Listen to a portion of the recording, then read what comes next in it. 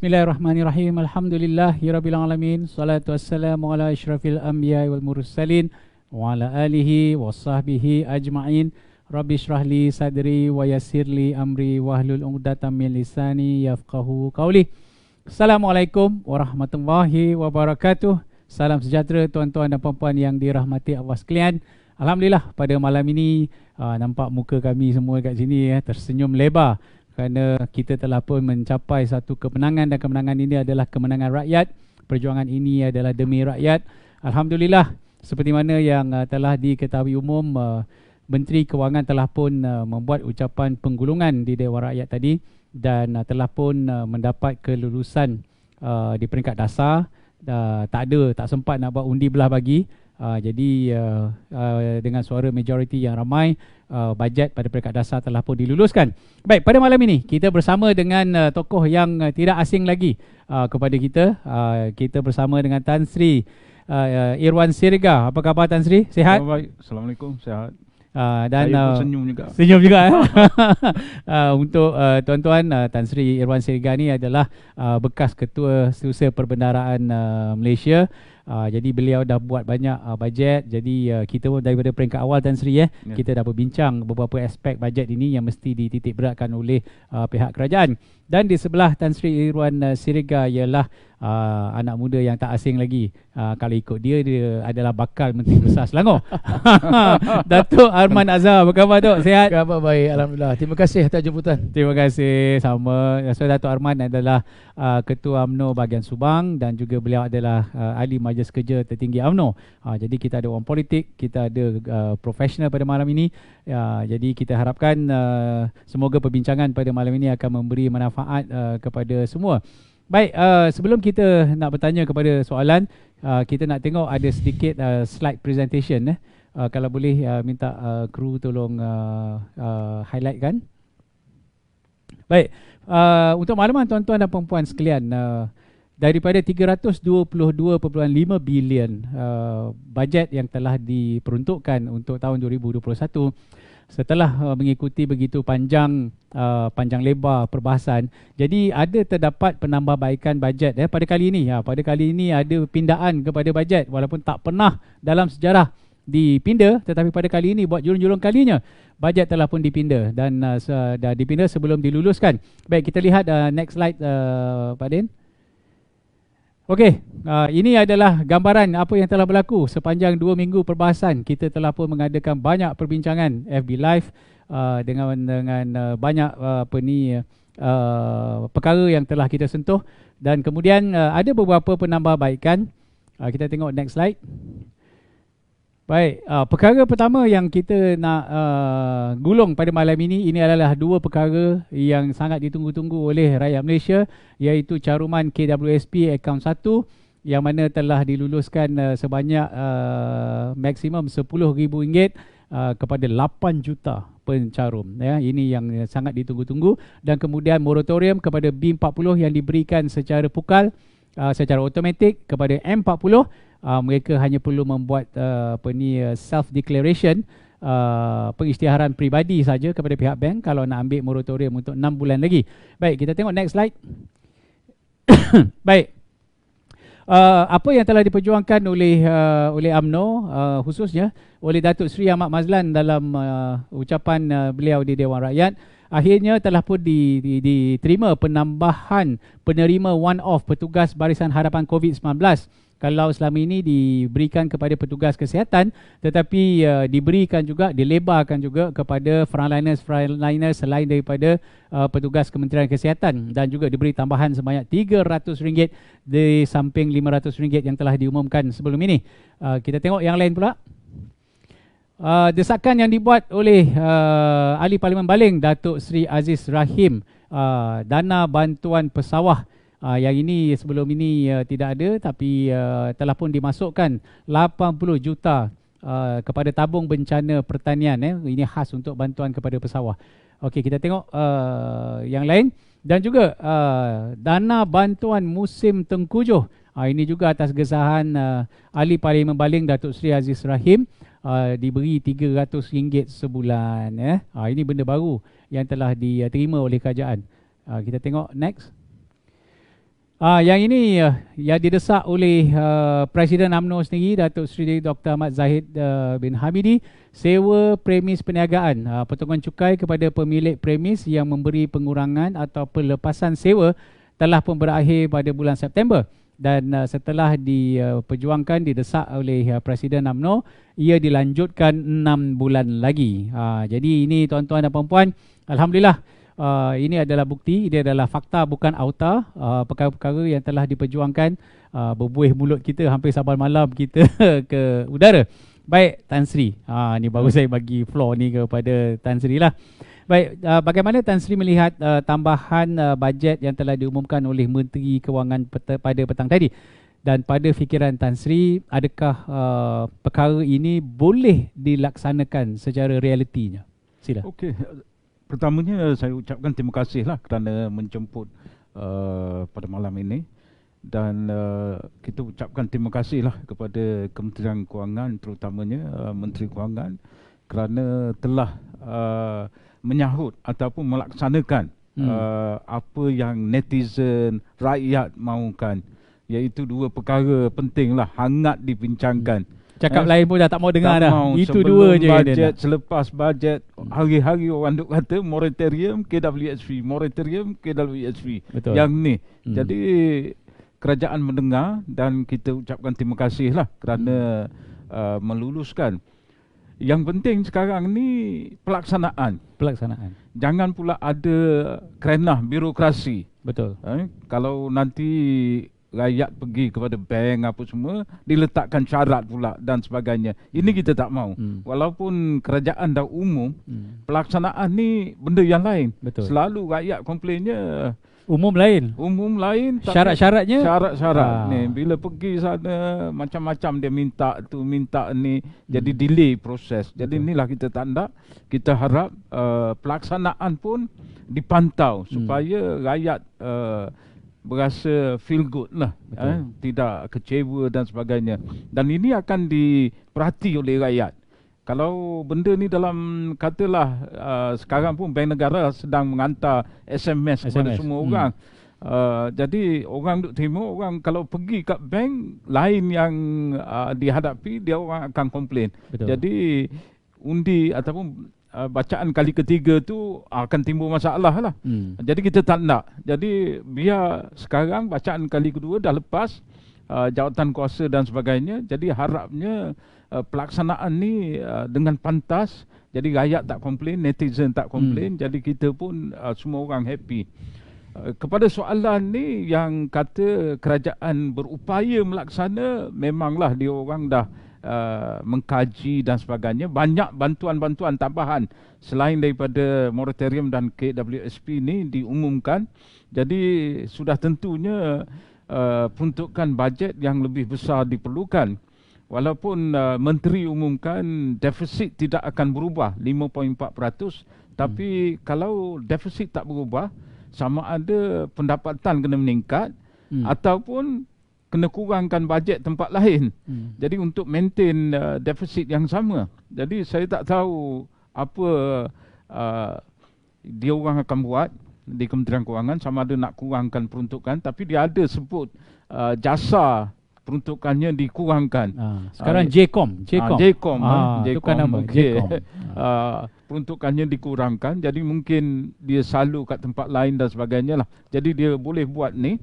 Tapi dari segi hakikatnya, pada bajet dia umum 6 hari bulan hari itu pun hutang negara dah 950 bilion. Dah hampiri 1 trilion. Jadi ini satu perkara yang harus diberi perhatian serius supaya dia tidak akan meningkat lagi. Kalau kita tak cuba membayar balik dan sebagainya hutang, dia akan berlipat ganda. Nanti generasi yang akan datang ni akan kena bayarlah. Cucu saya ke cucu saudara dan sebagainya lah. Jadi inilah masalah. Mereka harus kurangkan, cari jalan untuk menambahkan pendapatan hasil. Saya tengok dalam bajet ni dia projek ataupun anggarkan 174 bilion hasil cukai dan secara direct, secara indirect dan sebagainya. Tapi kita tahu tahun ini adalah tahun yang tidak normal. Pertumbuhan pun negatif. Terencat ya. Terencat. Jadi kalau tahun ni terencat, macam mana tahun depan hasil tu boleh dapat banyak tu? Jadi ni harus dilihatlah dengan teliti oleh kerajaan dan juga fokus pertumbuhan 6.5 hingga 7.5, maknanya V-shape recovery, maknanya dah jatuh akan naik terus. Jadi ni pun kita tengok sama ada COVID ni boleh diselesaikan secepat mungkin. Saya rasa tak, akan makan masa 3-4 bulan. Kalau ada vaksin pun dia akan makan masa. Jadi tahun depan pun kita awal-awal tahun pun dalam sebulan 2 bulan kita akan menghadapi. Jadi dari segi ekonomi ni kita kena beri perhatian yang mendalam supaya hasil ni kita boleh tambah. Sebab itulah saya sebut GST ni harus dilihat kembali, dan kita pun dengar dalam surat khabar baru-baru ni kementerian akan tubuh jawatan kuasa untuk meneliti GST dan sebagainya. Jadi saya nak sentuh itu saja terlebih dahulu. Jadi harap hasil tu boleh menambahlah sustainable untuk menampung perbelanjaan kerajaan. Baik, pada Datuk Arman, kita nak tanya pada Datuk Arman ni, dengan keadaan sekarang ini, kita banyak mendengar hari ini penggulungan banyak perkara yang one off saja yang banyak diberi, tetapi menjadi kebimbangan juga kepada penganalisa ekonomi dan juga penganalisa politik. Tidak banyak perkara yang disentuh tentang projek-projek jangka panjang yang boleh memberikan pulangan, yang memberikan sustainability kepada ekonomi. Mungkin ada perkara yang Datuk Arman nak. Okey, pertama kalau kita lihat bajet yang telah dibentangkan seperti tadi, dilulus secara dasar dalam parlimen. Ini satu, orang cakap, tidak pernah berlaku dalam sejarah kita. Apabila dasar yang telah dibentangkan ada penambahbaikan. Kerana apa? Kerana apabila UMNO khususnya Barisan Nasional melihat apabila bajet dibentangkan 2 minggu sudah, melihat perlu ada titik penambahbaikan dalam bajet yang dibentangkan. Oleh dasar itu kita lihat Barisan Kepimpinan UMNO dan Barisan Nasional, malah parti-parti politik lain juga memberikan pandangan bagaimana nak ada penambahbaikan terhadap bajet. Dan mengenai soalan yang ditanya, kalau kita lihat hari ini, bajet ini amat penting apabila kita nak circulation of wealth. Kita tahu hari ini apabila kita dalam pandemik COVID-19, golongan yang boleh katakan terkena majoriti adalah golongan muda yang telah diberhentikan pekerjaan, yang telah hilang pekerjaan daripada profesional, daripada kerja-kerja biasa ni banyak yang telah diberhentikan. Dan saya dimaklumkan kira-kira ada 1.8 hingga ke 2 juta yang telah diberhentikan. Maknanya ada pengangguran 2 juta dalam negara kita. Jadi bagaimana kita nak ada circulation of wealth? Kalau kata berdasarkan bajet tadi, apabila isu panas yang diwawarkan 2-3 minggu ni, isu KWSP secara one off dan sebagainya. Bagi saya secara konsisten sejak awal saya mengatakan pentingnya untuk ada pengeluaran akaun satu sebanyak RM10,000 ini untuk memastikan golongan-golongan yang telah diberhentikan pekerjaan mencari peluang dan ruang untuk meneruskan kehidupan mereka. Kita boleh ceritalah 2-3 tahun apa akan jadi dan sebagainya, tetapi dalam keadaan sekarang rakyat memerlukan bantuan untuk meneruskan kehidupan mereka seharian. Bagaimana? Mungkin daripada kalangan mereka nak cari kerja hari ni, tempat nak cari kerja pun tak ada. Jadi salah satu caranya adalah mereka memulakan perniagaan sendiri secara perniagaan mungkin di depan rumah, terutama dalam wilayah ni. Menteri Wilayah cakap boleh meniaga tanpa guna lesen buat sementara untuk memastikan kesenambungan hidup mereka. Jadi ini orang cakap sebahagian daripada untuk meringankan bebanan rakyat dalam keadaan pandemik COVID-19. Dan ini patut dicontohi oleh negeri-negeri lain. Ya, patut. Bagi saya tindakan Menteri Wilayah ni satu tindakan yang bijak yang perlu diambil oleh semua negeri. Sebab dalam keadaan rakyat memerlukan bantuan, memerlukan cara untuk meneruskan kehidupan. Kalau kata masih lagi negeri-negeri meneruskan minta sewa yang tinggi, masih lagi meminta cukai dan sebagainya, akhirnya apa jadi? Rakyat akan terus ditekan. Tetapi berbeza dengan wilayah ni, apabila cukai pintu pun dimasukkan, cukai perniagaan dimasukkan, malah sewan-sewan kedai di bawah DBKL dihentikan kutipan kerana dalam keadaan pandemik COVID-19. Tetapi yang isunya kenapa perlu one off RM10,000 ni? Sebab untuk mereka diberikan peluang dan ruang untuk memulakan perniagaan kecil mereka. Hari ini kita boleh lihat orang muda sekarang banyak berniaga secara online. untuk meneruskan kehidupan seharian. Kalau saya tengok hari ni, ramai yang DM saya di social media, minta saya promote barangan mereka, minta mereka siap hantar ke rumah saya. So Mereka jadi minta duta lah alamat tu, untuk ambil saya gambar. buat review dia. Saya bagi, dia kata, Datuk, saya tahu Datuk buat review makanan, review barangan-barangan ni, tak pernah minta apa-apa pulangan. Saya kata, saya konsisten. Sebab sejak saya zaman pemuda hingga ini, saya sentiasa meletak keutamaan untuk melahirkan, orang cakap, usahawan-usahawan muda Bumiputera ni melalui social media dan sebagainya, untuk pastikan mereka menjadi usahawan lebih mudah. Kalau kata kita ni nak tolong orang Bumiputera ni, nak minta review barang pun kita minta duit, sampai bila kita nak bantu orang muda? Jadi kalau tengok di social media saya, macam-macam suruh promote keropok, suruh promote baju dan sebagainya. Jadi mereka memerlukan injection fund, memerlukan bantuan dana secara one off untuk mereka memulakan perniagaan mereka. Jadi apabila akaun satu ni diberikan kebenaran untuk pengeluaran sebanyak 10,000 ni, saya dapat mesej tadi, ramai yang mengatakan syukur Alhamdulillah kerana mereka kini boleh menambah peluang dan ruang untuk membesarkan perniagaan mereka secara online maupun di hadapan rumah mereka. Ada yang nak start menjaga kuih, ada start menjaga burger dan sebagainya. Tengok Seri Mana Datuk Najib pergi ke kedai makan seorang bekas pilot yang di kawasan saya. Sebelum ni pilot ni income dia 20-30 ribu. Tetapi apabila kena pandemik COVID-19 ni diberhentikan, tidak ada orang cakap ruang dan peluang untuk cari pendapatan, terpaksa buka kedai makan. Baik, Tok. Saya mencelah sedikit. Sebagai bakal MB Selangor yang disebut-sebut, mengapa negeri Selangor terus menaikkan cukai dan tidak ada banyak insentif COVID yang diberikan, dan kenapa tidak mencontohi wilayah persekutuan yang memberi ruang kepada penjaja kecil? Selangor begitu strict dengan penjaja-penjaja kecil ni. Sila komen. Macam saya bagi tahu dalam social media saya nak bagi tahu bajet negeri Selangor ni adalah bajet cut and paste tahun lepas, menunjukkan Menteri Besar Selangor ni tidak ada keprihatinan terhadap rakyat negeri Selangor dalam negeri Selangor menghadapi pandemik COVID-19. Dia kena faham Selangor ni merupakan salah satu negeri tertinggi COVID-19 dalam negara kita, dan bajet negeri Selangor tidak menyentuh langsung tentang kebajikan rakyat negeri Selangor, khususnya dalam keadaan pandemik COVID-19. Air percuma? Air percuma. Dah tak ada air percuma dah. Air pun tak ada. Jadi nak bagi tahu kepada rakyat negeri Selangor, ini isu belanjawan. Tetapi bila kita cerita tentang belanjawan negeri Selangor, bagi saya kerajaan negeri Selangor gagal mencipta belanjawan untuk kesejahteraan rakyat negeri Selangor. Menunjukkan Menteri Besar Selangor tidak layak menjadi Menteri Besar Selangor. Sebaliknya, Menteri Besar Selangor balik je kembali ke negeri Johor, tempat asal beliau. Biarlah negeri Selangor ni ditadbir oleh orang-orang yang duduk dalam negeri Selangor ni. Oh, hebat. Okey, baik.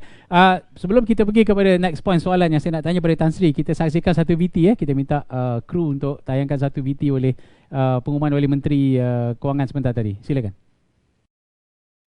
Setelah saya berbincang lanjut dengan pengurusan KWSP pagi tadi, sukacita diumumkan bahawa program Ais Sinar kini dibuka dan diperluaskan kepada semua ahli yang terjejas pendapatan mereka. Dari 2 juta ahli yang layak sebelum ini, Ais Sinar kini kita buka kepada lebih 8 juta ahli. Terima kasih Menteri. Tambahan pula, setiap ahli yang dibenarkan, tambahan pula, setiap ahli yang sebelum ini dibenarkan mengeluarkan sehingga RM9,000, kini boleh mengeluarkan sehingga RM10,000. Terima kasih. Mereka cuma perlu memohon di dalam talian atau hadir di mana-mana pejabat KWSP. Tunjukkan sahaja bukti mengenai kehilangan pekerjaan, notis cuti tanpa gaji, potongan gaji, allowance atau OT maupun pengurangan pendapatan jika bekerja sendiri.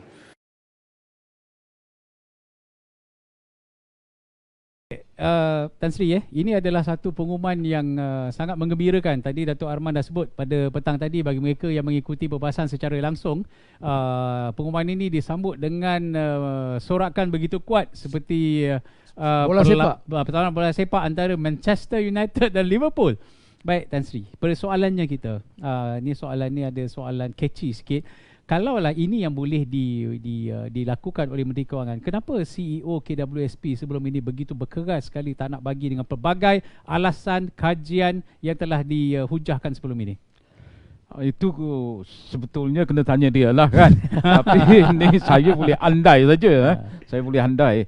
Jadi mungkin dari segi pelaburan yang aset-asetnya telah ada dalam pelaburan yang fix aset dan sebagainya.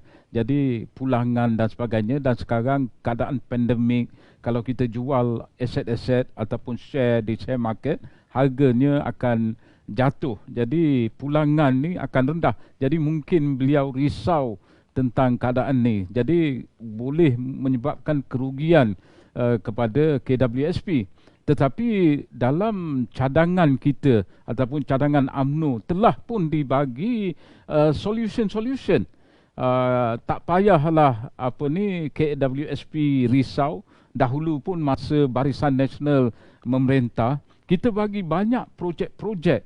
Contohnya PLAS, kita bagi kuasa land di Sungai Buloh, Battersea di London. Battersea di London dan sebagainya, yang memberi pulangan yang begitu besar. Sebab tu KWSP boleh survive. Dan share-share dalam syarikat tertentu macam MRCB dan sebagainya sedang membuat untung. Jadi kerajaan boleh bagi projek-projek tertentu kepada KWSP supaya pulangannya tidak jatuh. Jadi boleh maintain. Kita identify projek, banyak projek kerajaan yang sama ada construction, development dan sebagainya, supaya KWSP boleh kekal dari segi pulangan. Dan juga sementara waktu, kalau ada bond-bond dan sebagainya, kita boleh minta bantuan bank negara untuk memegangnya sementara waktu dan pulang balik bila keadaan ekonomi dan sebagainya pulih. Jadi banyak perkara yang boleh dilakukan kalau duduk di meja berbincang. Betul. Institusi kerajaan ni banyak. PNB ada, KWAP, KOAP ada dan sebagainya, boleh bekerjasama dengan KWSP. Jadi masalah tidak timbul. Jadi saya tidak faham kenapa beliau begitu keras dan sebagainya. Jadi sekarang kita telah terbukti boleh dilaksanakan. Okey. Baik, soalan kepada Tok Arman. Kalau kita lihat apa episod yang berlaku sepanjang 2 minggu ini, apa yang rakyat boleh simpulkan ialah seolah-olah seperti pahat dengan penukul. Ya, sekali dia ketuk, sekali dia masuk. Jadi seolah-olah kepimpinan yang ada pada hari ini bukan ditentukan oleh pemimpin itu sendiri, tetapi ditentukan oleh rakyat. Apabila rakyat insist ini tak betul, tapi ini yang kami nak, akhirnya rakyat juga yang menang. Apakah rakyat memimpin kerajaan atau kerajaan yang memimpin rakyat? Sila. Bagi saya mudah perkara ni. Pertama, Kerajaan Perikatan Nasional adalah sebuah kerajaan yang baru. Jadi dalam barisan kerajaan baru ni masih perlu ada penambahbaikan. Tetapi seperti mana kita lihat, kalau kita lihat secara konsisten 2 minggu kebelakangan ini, pemimpin daripada Barisan Nasional dan UMNO konsisten memperjuangkan kepentingan bajet 2021 ni. Banyak penambahbaikan ini adalah sebahagian daripada cadangan daripada mantan Perdana Menteri kita, Yang Berhormat Datuk Seri Najib bin Abdul Razak, Presiden Parti kita Datuk Seri Zahid Hamidi, dan banyak kepimpinan ahli parlimen kita menyuarakan penambahbaikan terhadap bajet ini. Jadi hari ini apabila mereka kata adakah rakyat memimpin ataupun kerajaan memimpin, dalam erti kata hari ini saya nak bagi tahu kerajaan hari ini masih lagi dipimpin tangan oleh Barisan Nasional. Barisan Nasional memimpin tangan Perikatan Nasional untuk mentadbir negara Malaysia. Sebab Barisan Nasional telah mentadbir negara kita lebih 62 tahun. Kita dah lalui pelbagai cabaran, kita dah ada berbagai pengalaman jatuh bangun sebuah kerajaan ni kita dah lalui. Jadi apabila kita nampak kelemahan dari persegi pentadbiran Perikatan Nasional, sudah tentu sebagai sebuah parti yang pernah mendukung kerajaan selama 62 tahun, kita memberi pandangan, nasihat dan juga suara yang disuarakan oleh akar umbi kepada Perikatan Nasional untuk penambahbaikan. Jadi hari ini saya nak bagi tahu, rakyat menyuarakan hasrat dan naluri mereka.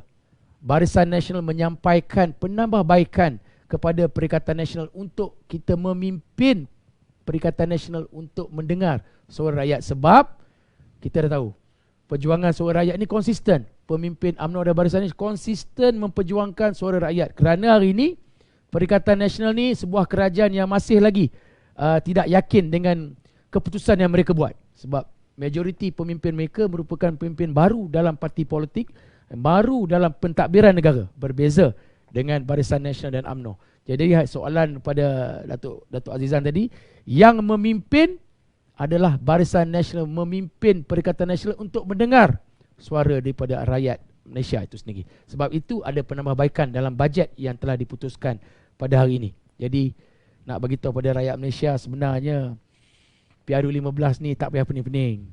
Nak pilih pemimpin, nak pilih parti, pilihlah parti yang sebenar-benarnya memahami aspirasi dan boleh mentadbir negara kita dengan baik. Tanpa suara Datuk Seri Najib, tanpa suara Datuk Seri Zahid Hamidi, tidak mungkin ada penambahbaikan pada bajet 2021 ini. Ini suara daripada pemimpin Barisan Nasional dan UMNO. Baik, itu pendapat daripada ahli politik seperti Datuk Arman. Bagaimana pendapat profesional seperti Tan Sri? Apa yang sedang berlaku sebenarnya? Di mana Siapa yang memimpin, siapa yang dipimpin? Yalah, kalau kita tengok, kita dapati banyak kekurangan lah. Banyak cerdik pandai di pihak UMNO dan sebagainya, dan juga banyak pemimpin-pemimpin dalam sektor GLC umpamanya telah diberhentikan. Mungkin kita boleh kumpulkan mereka. Salah satu contohnya Tan Sri Azman Mokhtar dan sebagainya. Ada ramai lagi nama yang timbul di kepala saya nama ni. Jadi pakar-pakar cendekiawan ekonomi ni kita boleh satukan Sebagai boleh pemikir. sebagai pemikir, dan juga dalam pemimpin-pemimpin UMNO yang begitu banyak pengalaman dalam kerajaan, boleh dipanggil untuk duduk semeja, dan di sinilah bercambah idea. Contohnya, saya bagi contohlah dalam bajet ni dan juga yang diumumkan petang tadi, banyak diberi bantuan-bantuan berbentuk one off. Maknanya kalau kita pergi hospital, kita sakit, macam saya bagi tahu dululah, kita bagi sekali suntik, jadi kita eloklah kejap. Jadi apa berlaku jangka panjang? Tubuh kita ni selalu perlukan penjagaan, pembelaan, makan orang panggil vitamin dan juga supplementary dan sebagainya. Betul. Supaya kita sehat dan kuat. Begitu juga ekonomi. Kita tak boleh bagi umum secara populis, nak bagi sana RM100, sini RM200. Jadi rakyat happy lah, okey happy. Tapi jangka panjang pekerjaan, adakah orang nak bagi kerja kontrak? My Step ni dia umum ni kerja kontrak. Tapi apa berlaku selepas kontrak tu? Jadi banyak lagi kena fikir projek-projek baru. Sebab tu kita tengok sebagai contoh, saya ambil dalam ucapan Datuk Seri Najib, beliau ada bagi cadangan-cadangan. Contohnya daripada Pandang Timur ke Jepun, Pandang ke Borneo. Maknanya dalam kata-kata lain, kenapa tak membangunkan Borneo? Banyak potensi Borneo ni. Indonesia pun dah umum Kalimantan ni sebagai ibu negara. Kita harus pantas mengambil peluang ni supaya ada limpahan ke atas Borneo dari segi pekerjaan, pertumbuhan dan pembinaan Pan Borneo Highway dan sebagainya, dan kenal pasti cepat apakah projek-projek boleh dilaksanakan. Itu satu. Nombor duanya, di Pantai Timur ni kita sedang laksanakan ECRL sampai ke Selangor, pelabuhan dan sebagainya.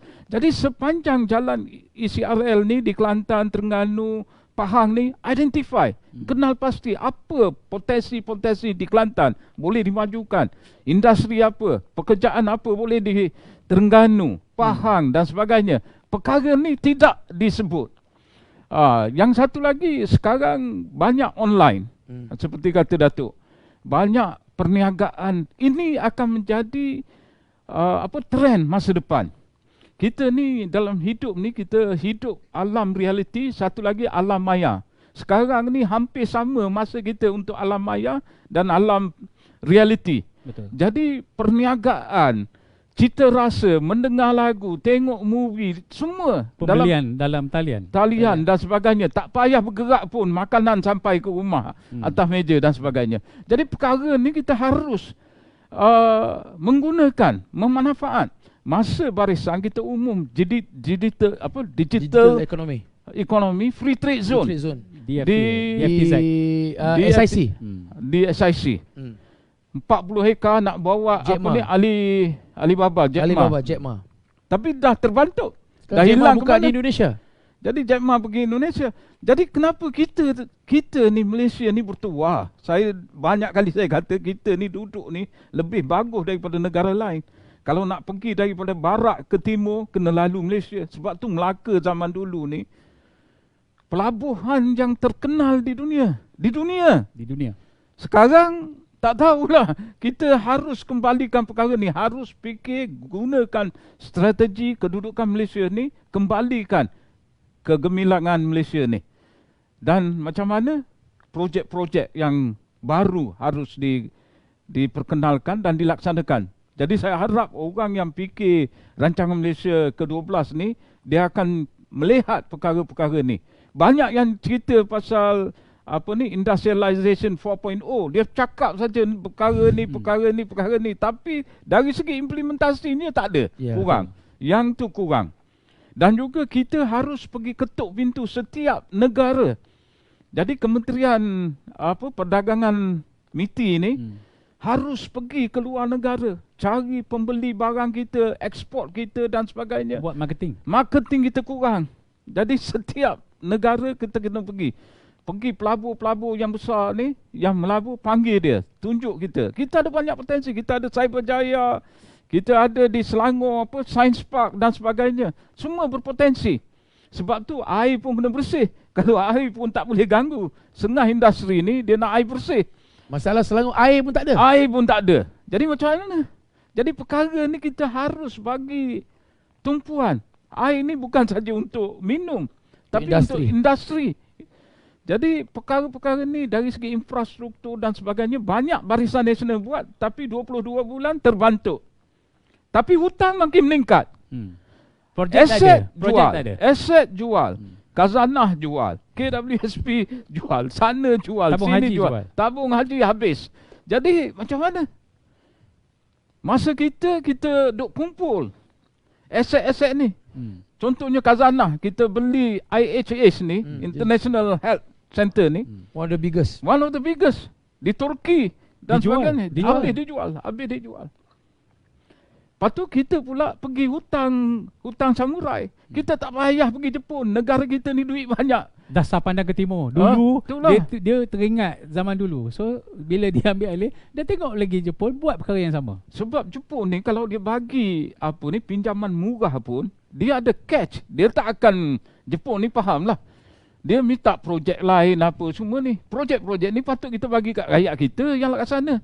Multiplier effect kepada kita. Buat apa kita pergi pinjam murah, satu kena bayar interest lagi. Dalam negara kita boleh pinjam. Kita ada kecairan wang ni banyak. Kenapa perlu kita meminjam keluar? Baik, Dato' Arman. Jadi kalau kita lihat penerangan Tan Sri tadi, apa yang kita perlu tekankan sekarang ini ialah bukan saja kita menumpukan sepenuh tenaga dan usaha kepada pencegahan penularan pandemik COVID, tetapi kita sudah mula patut beralih arah untuk tahun depan ni untuk memikirkan pasca COVID ni apa kita nak buat. Komen. Sebab tu saya tertarik tadi apabila Tan Sri bercerita tentang Industry Revolution 4.0, blockchain, teknologi dan sebagainya. Fintech. Ya, sebab perkara-perkara ni yang perlu kerajaan hari ini lihat dan pandang untuk penambahbaikan. Dalam keadaan kita menghadapi pandemik COVID-19 ini, perniagaan online, industry revolution ini amat penting. Tetapi persoalan hari ini, kalau kata perkara ini tidak dilihat dan tidak dikaji dengan baik oleh Kerajaan Perikatan Nasional, akhirnya the feel good factor yang telah diumumkan hari ini tidak akan menjadi pelaksanaan seperti mana Tan Sri cakap. Sebab akhir sekali apabila sebuah kerajaan ini adalah penerusan tentang apa yang telah diucapkan pada bajet. Kita tahu hari ini seluruh rakyat Malaysia bertepuk, bergembira dengan keputusan yang telah dibuat oleh kerajaan secara dasar. Tetapi ia belum dilulus secara 100% kerana ada pelbagai lagi perbahasan yang perlu dilalui. Dan juga pengundian. Dan pengundian kita nak bagi tahu, jangan hanya feel good factor ni kita tidak boleh melaksanakan pada masa akan datang. Jangan kerana feel good factor untuk setahun akan datang, tetapi kita merana 10 tahun akan datang. Kerana itu pentingnya macam Tan Sri bagi tahu. Kerajaan hari ini kena memikirkan selain daripada memberi feel good factor kepada rakyat, perlu memikirkan peluang-peluang dan ruang bagaimana nak ada penambahbaikan daripada segi struktur ekonomi negara kita. Daripada macam mana nak menarik balik FDI yang banyak hilang, banyak investor-investor yang telah lari ke negara-negara lain kembali mencari peluang ekonomi dalam negara kita. Ini yang kerajaan harus fikir, bagaimana nak ada penerusan daripada sudut ekonomi negara kita. Baik Tok, saya mencelah sikit sebelum terlupa. Kalau kita lihat 2 minggu perbahasan ini di Dewan Rakyat, tiba-tiba kita melihat ahli parlimen dan bekas-bekas menteri Pakatan Harapan begitu bijak mencadangkan pelbagai kaedah, mempersoalkan daripada mana datang sumber. Tetapi apakah yang berlaku sebenarnya? Adakah mereka tiba-tiba jadi pandai, mereka terlupa apa yang dah mereka lakukan 22 bulan yang Pertama, lepas? bagi saya mudah aja. Terutama apabila Lee Kuan Yew bangun tadi, bercerita tentang bagaimana pentingnya untuk memberikan lebih banyak one-off kepada seluruh rakyat Malaysia, dan kita tengok komen di sosial media. Ketika mereka mentadbir negara kita, bantuan kepada rakyat RM30 e-wallet. Hari ini Kerajaan Perikatan Nasional yang dibelakangi oleh Barisan Nasional memberi lebih banyak daripada Perikatan Nasional, daripada Pakatan Harapan. Menunjukkan mereka hanya sekadar pemimpin populis yang bercakap tidak menggunakan akal dan fikiran. Tetapi berbeza dengan kepimpinan UMNO dan Barisan Nasional apabila bercakap berhujah, berpandu kepada fakta tentang penilaian dan bagaimana untuk melaksanakan apa sahaja dasar yang telah diberikan. Hari ini kita tengok semua berucap, daripada PKR, daripada DAP, daripada amanah dan sebagainya, bercerita tentang pentingnya nak menjaga rakyat. Tetapi kita kena bagi tahu rakyat Malaysia 22 bulan tak lupa apa yang mereka buat. Mereka telah gagal mentadbir negara kita sehingga kan ekonomi negara kita rundum sebelum COVID lagi. Macam Tan Sri bagi tahu, aset dijual. Kan? Kepentingan-kepentingan negara seperti IH itu satu benda yang patut dibanggakan dalam negara kita. Sebuah entiti medical yang dikenali di seluruh dunia dijual. Aset dijual. Kita Barisan Nasional mengumpul aset untuk mengkayakan kerajaan. Mereka menjual aset, menjual saham, menjual pelaburan-pelaburan. Tetapi bantuan bagi pada rakyat ketika itu apa? E-wallet RM30. Jadi hari ini mereka nak cerita tentang bantuan rakyat. Saya nak bagi tahu kepada Lee Kuan Yew, saya nak bagi tahu kepada Uncle Lim dan juga kepada PM in waiting yang paling lama, lebih daripada 20 lebih tahun PM in waiting. Ketika anda diberikan mandat oleh rakyat sebagai kerajaan, kenapa tidak laksanakan? Tetapi hari ini tak sampai pun 8 bulan Perikatan Nasional menjadi kerajaan, dibelakangi oleh pemimpin-pemimpin UMNO dan Barisan Nasional. Kita lihat bagaimana kita memikirkan kepentingan rakyat, terutama dalam keadaan negara kita sedang diuji dengan pandemik COVID-19. Ini rakyat di luar sana harus menilai bagaimana sebuah parti, maknanya UMNO dan Barisan Nasional dan juga Perikatan Nasional yang mempunyai pengalaman untuk mentadbir negara, mencari peluang dan ruang, mencari penyelesaian isu masalah rakyat dalam keadaan yang begitu berbeza. Mana pernah Malaysia ni kena masalah macam ni? Seluruh dunia tak pernah. Tetapi kita sebuah negara yang telah memikirkan pelbagai aspek bagaimana nak meringankan beban rakyat dalam keadaan kita sedang diuji dengan pandemik ini. Jadi bagi saya kepada pemimpin-pemimpin Pakatan Harapan, you kena terima hakikat. You guys were given the opportunity to lead the country, but you guys have failed to lead the country. Akhirnya rakyat akan menilai mana kerajaan yang benar-benar memikirkan kesejahteraan rakyat. Lain dan tak lain, Perikatan Nasional dibelakangi oleh Barisan Nasional. Ini fakta yang tidak boleh ditolak ataupun dirungkaikan oleh mana-mana. Memang inilah yang laksana dalam keadaan hari ini. Okey, Tan Sri, kalau kita nak throwback balik untuk kita mengambil iktibar, 322.5 bilion ini dah dengan banyaknya insentif yang boleh diberi kepada rakyat pada kali ini, berbanding dengan dua bajet yang diluluskan oleh Pakatan Harapan dahulu yang menggambarkan seolah-olah negara ini bobrok, negara ini ekonomi nak runtuh, negara ini tidak ditadbir dengan baik, ada masalah kewangan, skandal dan sebagainya. Apa sebenarnya yang berlaku pada pendapat Tan Sri? Saya sebenarnya rasa sedih lah bila saudara Su imbas kembali. Saya kalau imbas ni, saya imbas tahun 2017 lah. Masa tu saya di kementerian lagi. Saya pergi seluruh negara, saya bagi tahu setiap rakyat Malaysia yang saya jumpa, anak-anak muda yang saya berinteraksi, memang saya banyak terlibat dengan anak-anak muda lah. Dari segi entrepreneurship program, saya ada NGO sendiri dan sebagainya. Saya kata kali ini kita ada dalam satu crossroad, persimpangan yang kita harus buat keputusan. Kalau kita buat keputusan yang salah dalam election PRU 14 ni, maka negara akan pergi ke belakang. Ramai tak percaya. Dia kata kita nak satu pembaharuan, kita nak new leadership, youngsters apa semua ni. Jadi mereka dengar hasutan dalam internet ni, cyber trooper dan sebagainya menghasut GST tak bagus dan sebagainya, dan 1MDB dan sebagainya lah, dan macam-macam.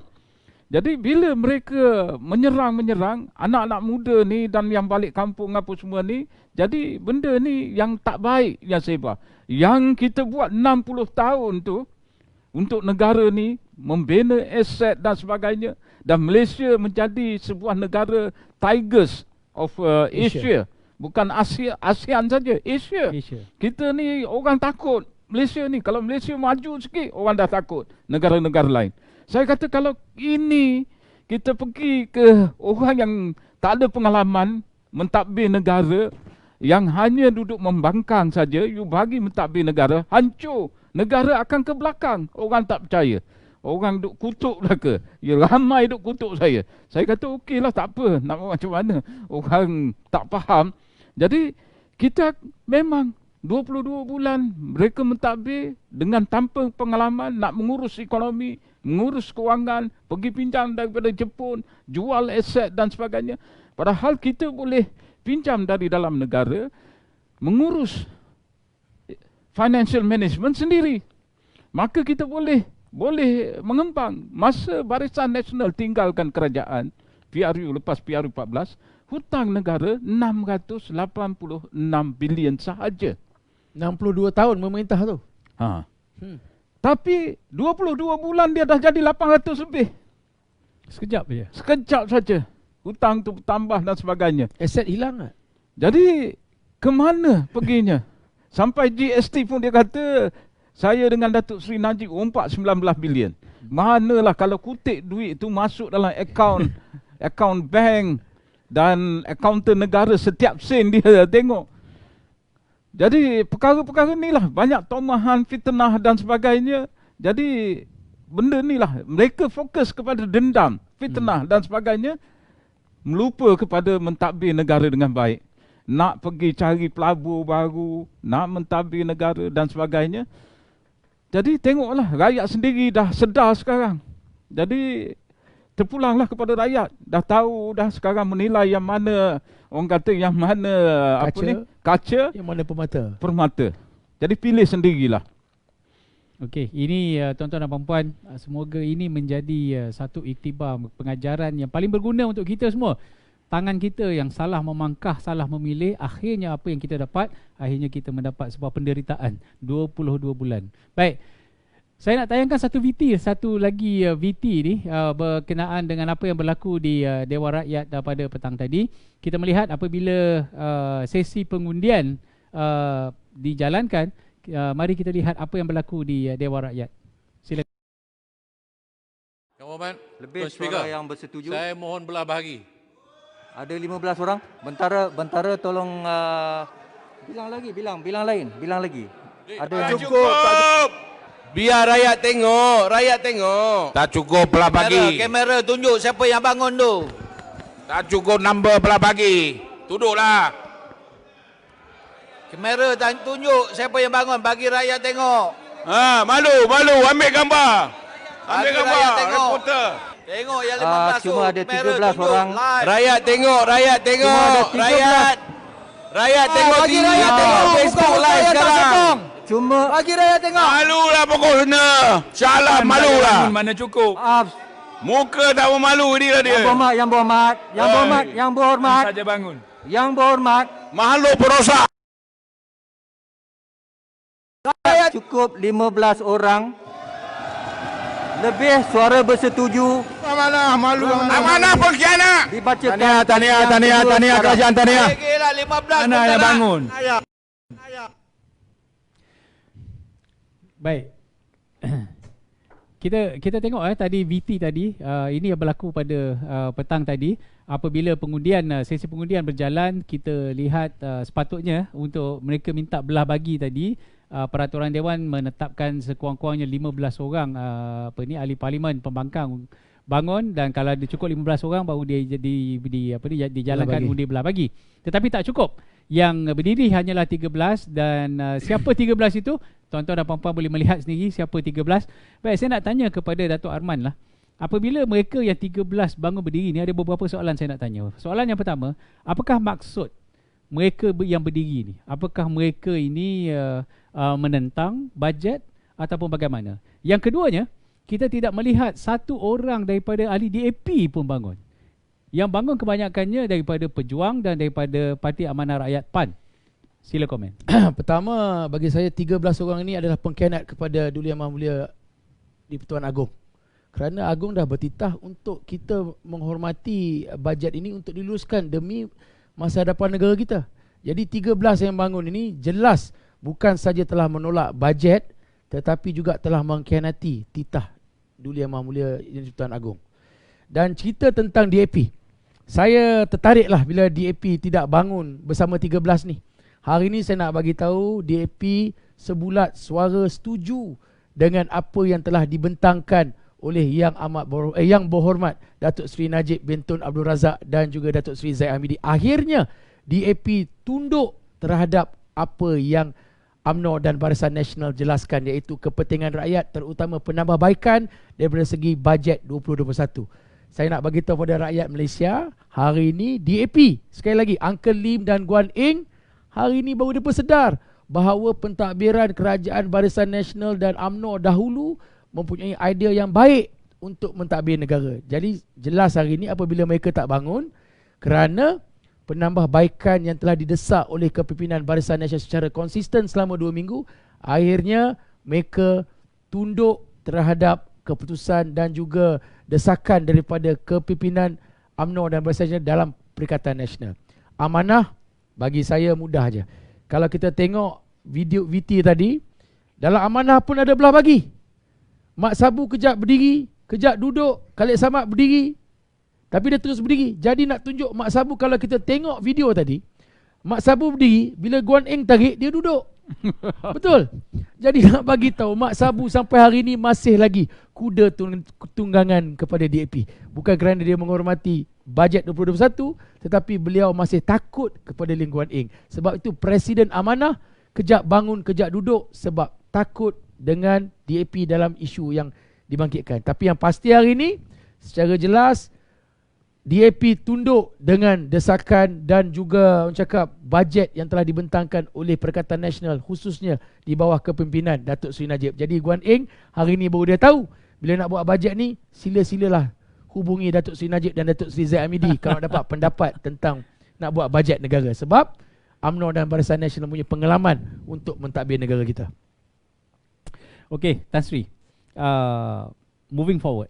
Okay, moving forward. Jadi untuk mencapai KDNK, sasaran unjuran yang diharapkan itu, dia terpaksa macam tadi Tan Sri kata, sama ada bergantung kepada kita tambah hutang lagi atau kita tingkatkan hasil pendapatan.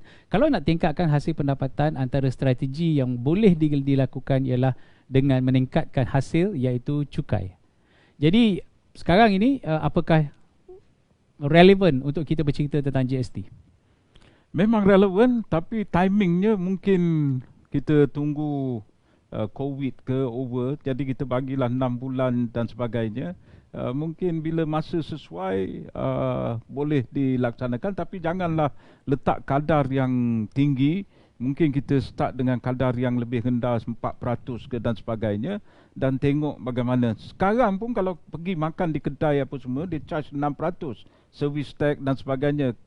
Jadi tidak akan ada implikasi kalau peratusnya agak rendah macam 4% dan sebagainya, dan hasil bagi kerajaan akan bertambah. Jadi ini satu cara untuk mempelbagaikan sumber hasil kerajaan, bukan saja bergantung kepada cukai pendapatan dan juga perah dividen Petronas dengan banyaknya yang berlaku masa 22 bulan yang ditadbir oleh PH, banyak yang mereka ambil daripada Petronas dan sebagainya. Jadi kita boleh kurangkan duit-duit daripada sumber-sumber yang lain, jadi kita ada hasil yang lebih sustainable untuk jangka panjang. Dan juga kita harus laksanakan banyak lagi projek-projek. Saya kata dah banyak kali projek baru, dan dalam bajet ni disebutkan 239 bilion dari segi pelaburan swasta, private capital formation dipanggil. Jadi perkara ni untuk menjadi reality, untuk private sector invest, keadaan suasana investment environment tu mesti kena bagus. Jadi condition untuk good condition for doing business. Jadi dari segi itulah air yang bersih dan sebagainya, salah satu infrastruktur. Jadi kita kena bina, jangan stop. Walaupun COVID, tapi kita harus teruskan pembangunan, projek pembangunan supaya kita menjana pekerjaan, jana pendapatan, dan kerajaan juga boleh dapat hasil cukai dan sebagainya. Jadi ekonomi akan berkembang. Kalau tidak, macam mana kita nak berkembang 6.5 hingga 7.5? Maka andaian ni semua untuk menjadi realiti, kita kena harus teruskan pembangunan, projek-projek pembangunan dengan cepat. Dan juga untuk kontraktor kelas F dan sebagainya, kita harus sediakan projek-projek kecil dan sebagainya, boleh dilaksanakan secara undian di semua peringkat daerah, negeri dan sebagainya. Maka kerajaan memberi banyak peluang pendapatan kepada kontraktor. Mereka juga boleh menggaji orang bekerja dan sebagainya. Orang yang jual nasi lemak pun laku, orang buka restoran pun laku dan sebagainya. Jadi akan ada kita panggil kesan pengganda kepada ekonomi. Jadi kalau nak ekonomi pulih cepat, harus laksanakan secara cepat.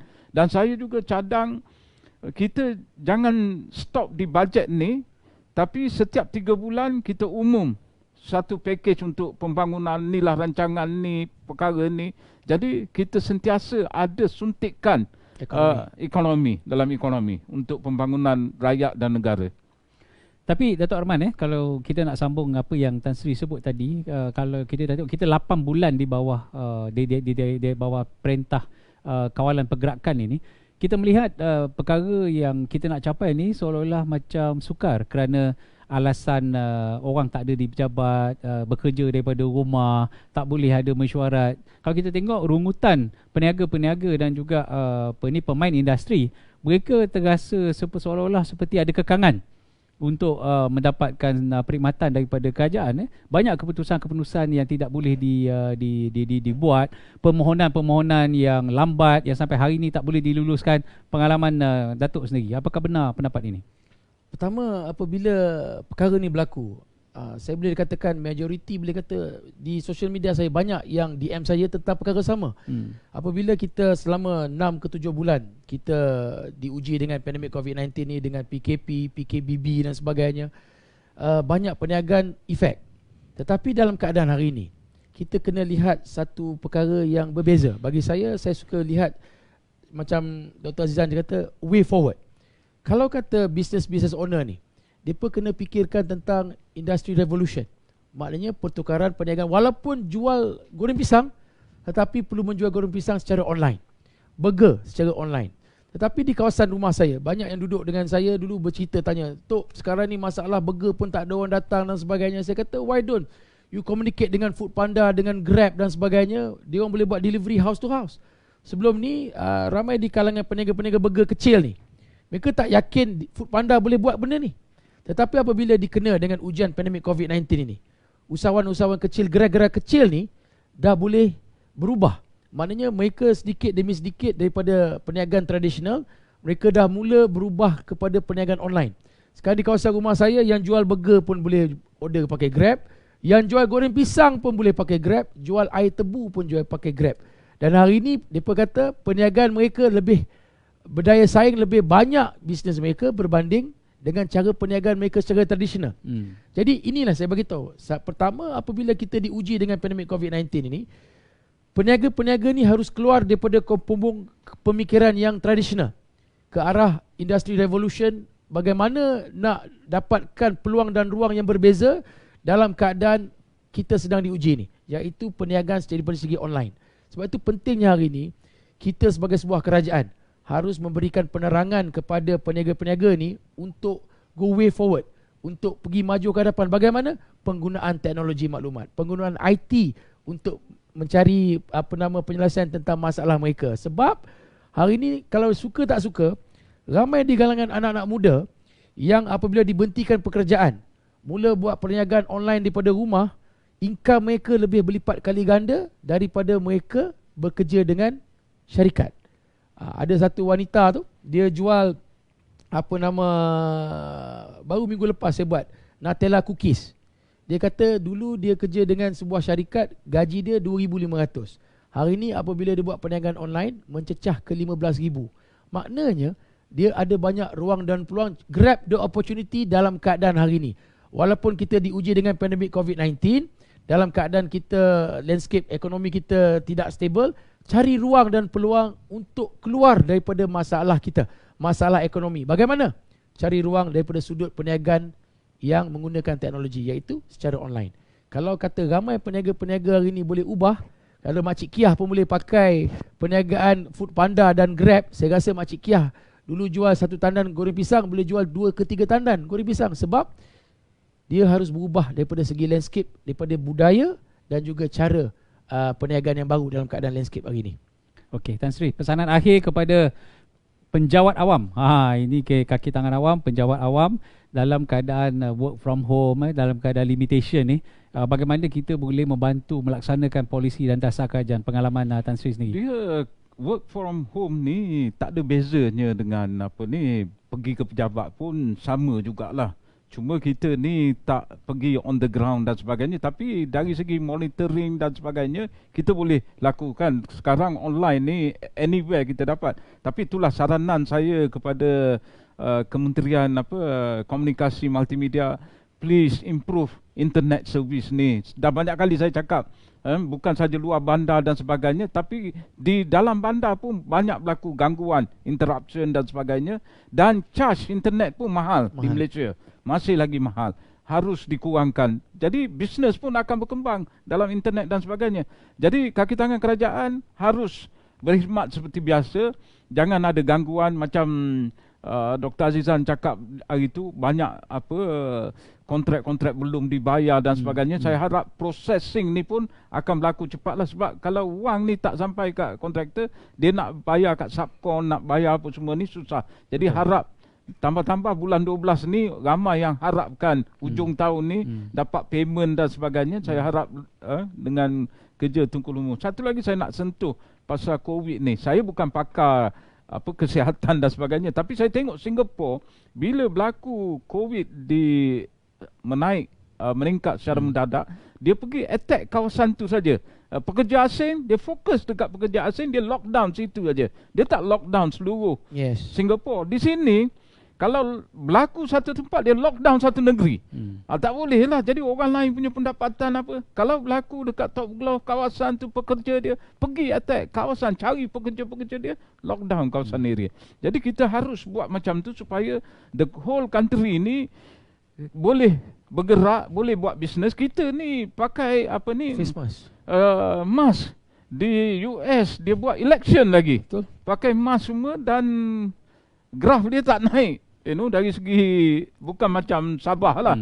Jadi Sabah pun ada yang kata pendatang dan sebagainya. Jadi kita pergi kawasan yang tertentu, lockdown area, daerah tertentu. Jadi kita boleh menjalankan urusan perniagaan dan sebagainya. Tak susah lah. Betul. Sebab tu bagi saya minta lah Perikatan Nasional letaklah Tan Sri sebagai pemikir dan kerajaan, sebab ni ada pengalaman.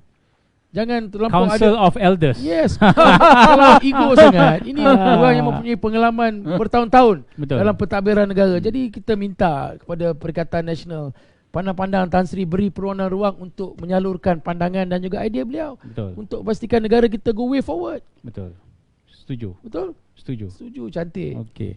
Baik, tuan-tuan dan puan, inilah perbincangan kita yang dapat kita persembahkan pada malam ini.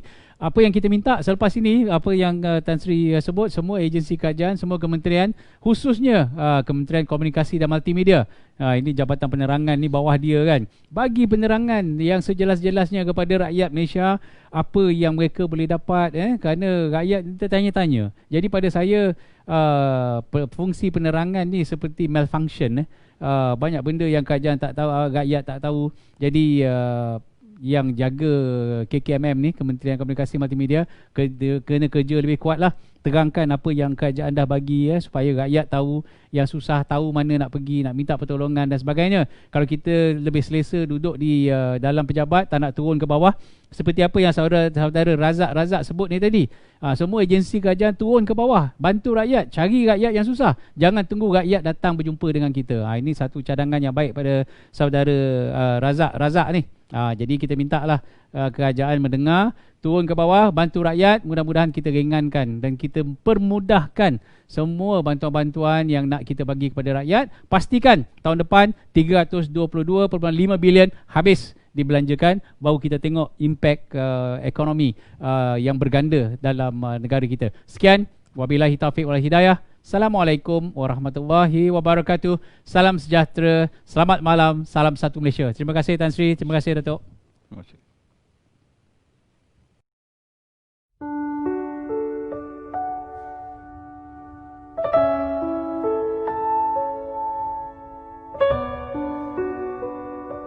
Ya Allah, Ya Rahman, Ya Rahim. Sesungguhnya Ya Allah, kami redha dengan ujian-Mu Ya Allah. Dan kami tahu juga Ya Allah, setiap penyakit Engkaulah yang menyembuhkannya. Setiap kesusahan Engkau jugalah yang akan memberi nikmat di akhirnya Ya Allah. Dan ujian-ujian itu hanya diberikan kepada mereka yang mempunyai daya tahan ujian Ya Allah.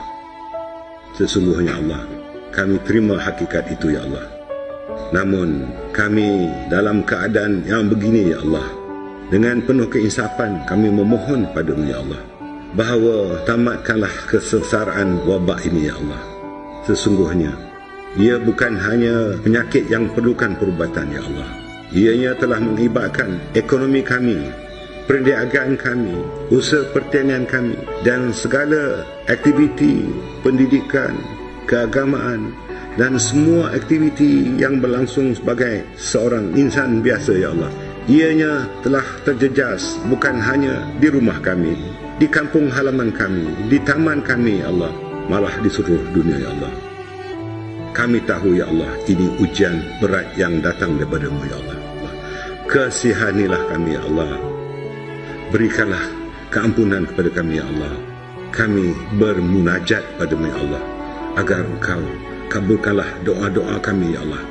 Hamba-hamba yang telah Engkau uji dengan sepenuhnya Allah, kami mohon sekali lagi pada-Mu Ya Allah, makbulkanlah doa kami. Taqabbal bina doa'ana wa salatana wa qiyamana wa ruku'ana wa sujudana birahmatika ya arhamar rahimin.